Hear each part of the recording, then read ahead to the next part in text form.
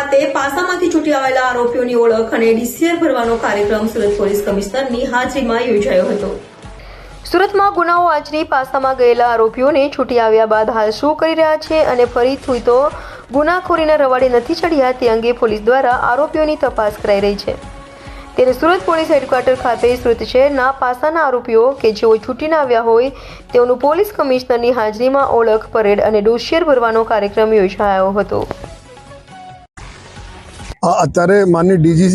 સાહેબ તરફથી જો એક જેટલા બી ગુનેગારો છે જો વારંવાર જો પાસામાં જાય છે એના એક સુધારવાની તક આપવા માટે અને સાથોસાથ જો કે આ બધાને સમજ પાડવા માટે કોઈ આ બધા જેટલા પ્રકારના ક્રાઇમો છે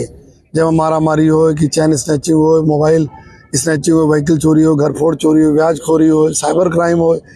આપણા દીકરીઓને અને બહેનોને છેડતીના પ્રશ્નો હોય જો તો આ પ્રકારના તમામ જો ગુના કરવાવાળા જેટલા લોકો પાસામાં ગયેલા છે જો એના ભેગા કરીને આજે એક વોર્નિંગ આપવામાં આવી છે જો અને ખાસ કરીને કે એના સુધરી જાય અને બીજા તમામ અમારા જો પોલીસ સ્ટેશનના અધિકારીઓ અને માણસો છે એના ઓળખી પણ લે જો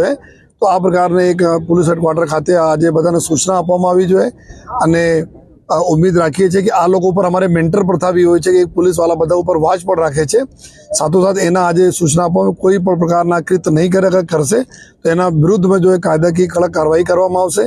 અને નયા જો અમારા ભારતીય ન્યાય સંહિતા છે એમાં બી ઘણા બધા કલમોને એવી જોગવાઈ છે કે આ જોગવાઈ પ્રમાણે જો વારંવાર હેબિચ્યુઅલ જો ગુના કરતા હોય તો એના ઉપર જો સ્ટ્રિન્જન્ટ પ્રોવિઝનવાળા ગુનાઓ છે